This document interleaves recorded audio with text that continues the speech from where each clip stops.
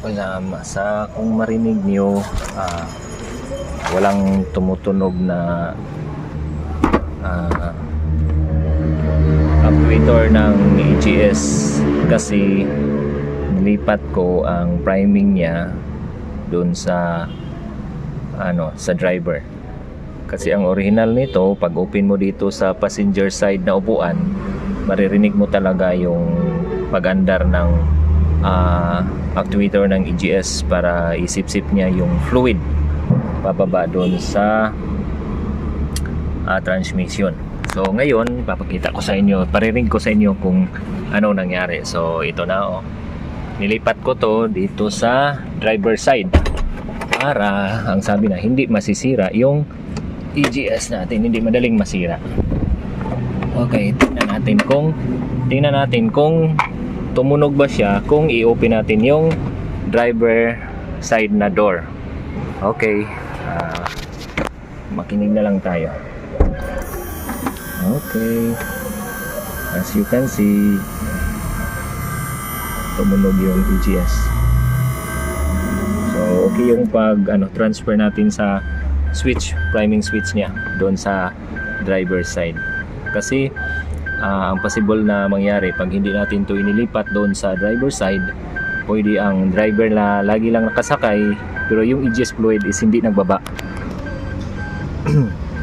So kaya ito yung ginagawa ko. And thanks pala doon sa nung unang nag-share ng video doon sa Facebook. Nakalimutan ko yung pangalan, pero salamat Col. Thank you for sharing your video at nagawa ko rin sa unit ko.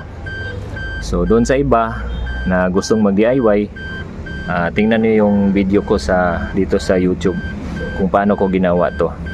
Thank you guys, salamat, and please naman subscribe naman to my channel. Salamat, thank you very much.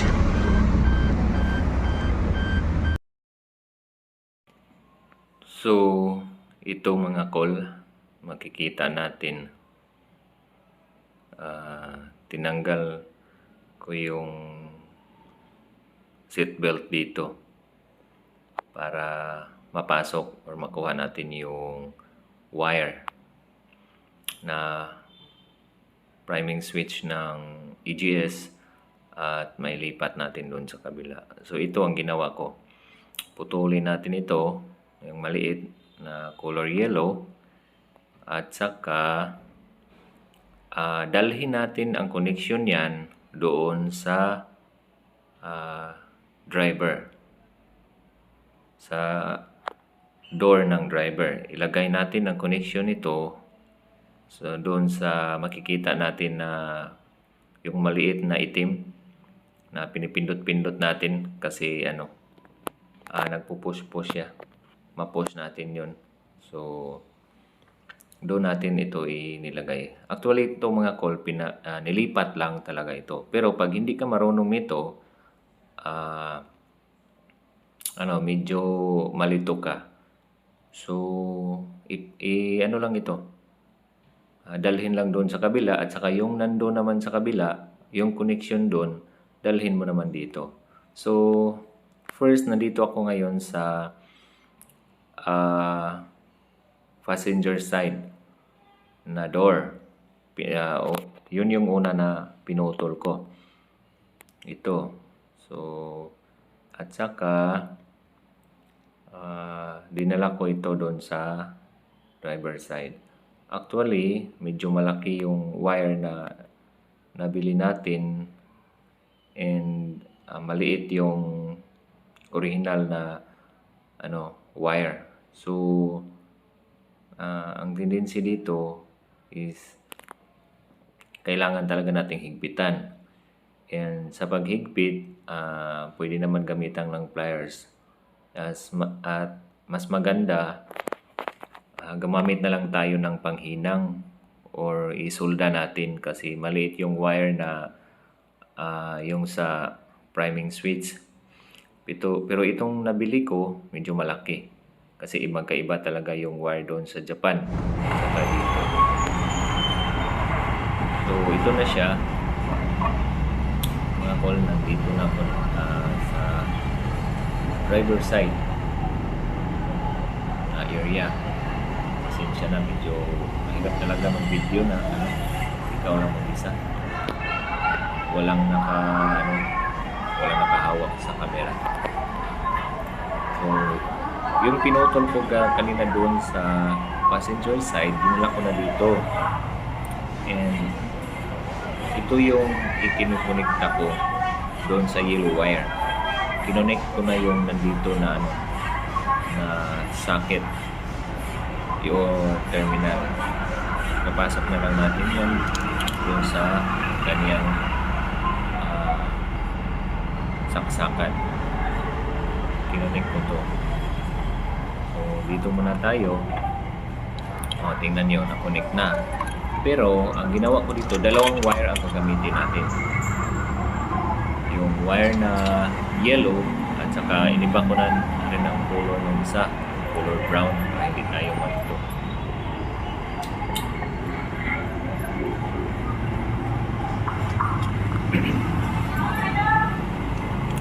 At saka sa huwag natin kalimutan na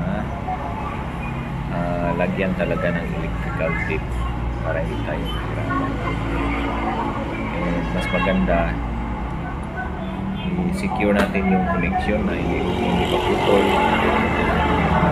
sa pagano natin sa pagkilahiga sa connection, baka mag-lose contact. So kailangan natin secure na connection, mga tol.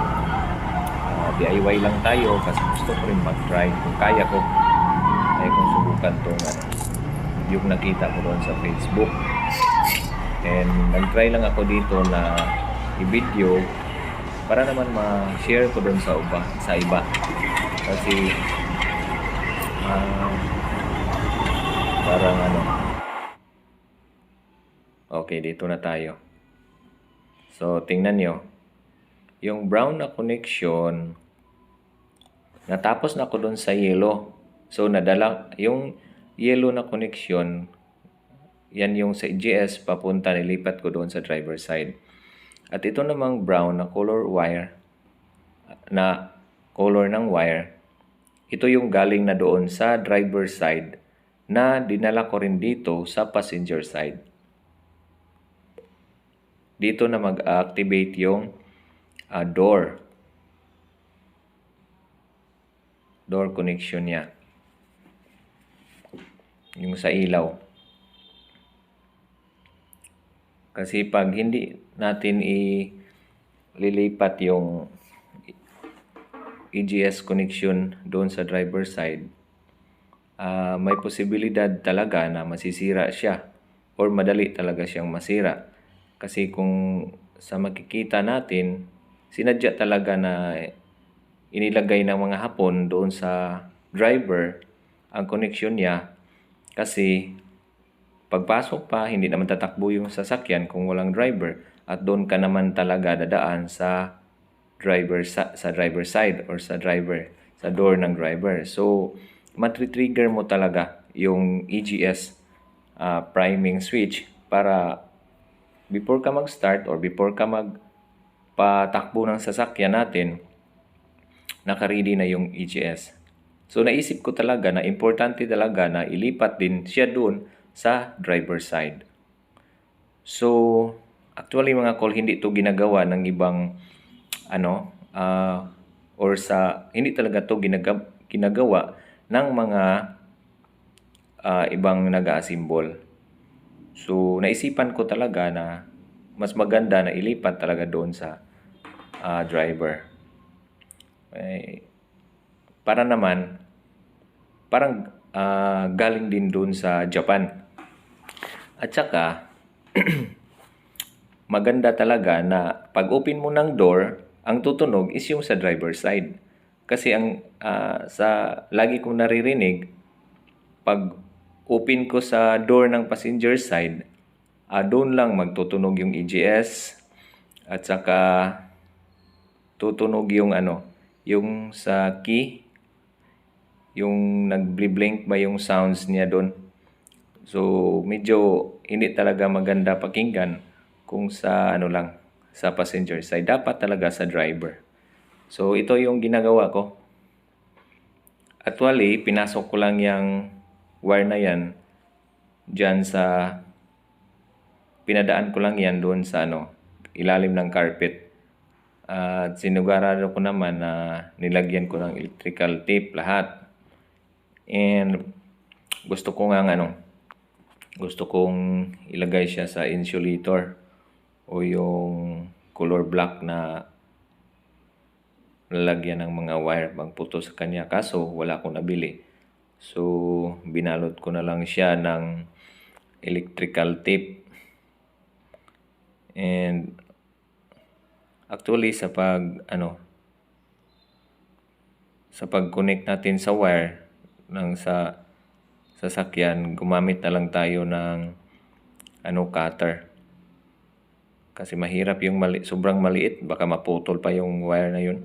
Kaya ginamitan ko siya ng cutter. Ito naman color brown, ginamitan ko na rin dito ng ito kasi pwede naman yang matanggal yung insulation. Pero yung maliit na wire ginamit ko dun is cutter na lang talaga kasi baka maputol pa. Yan, ito na yung connection natin.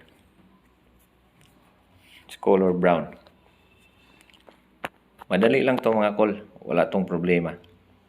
Ang kailangan mo lang dito, electrical tape, 2 meters na dalawang wire. Mas maganda, magkaiba yung kulay. Automotive wire. 2 meters bawat isa. Tapos, ito lang yung panghinang. At saka, siguraduhan natin talaga na mahinang natin kasi posibleng mag-loss. And baka magka-problema pa tayo sa connection. So, mas maganda yung medyo mahigpit at maganda naman yung pagkatrabaho natin. So, hindi ko pa na ipakita kung saan ko pinadaan yung yung connection. Actually, yung maliit na puti na socket, para yan doon sa labas nung sa may door. Yung sa parang push button doon. Ito naman kinoconnect ko ngayon, ito yung sinihinang ko para naman ito doon sa kabila na galing to sa kabila. Galing pala to doon. Kinoconnect ko na dito. At kailangan natin ng electrical tape.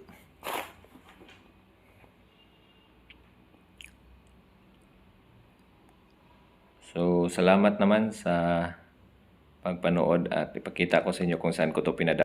Sa paggawa nun mga kol, tanggalin mo lang ito. Ito, tanggalin to natin. Madali lang itong tanggalin.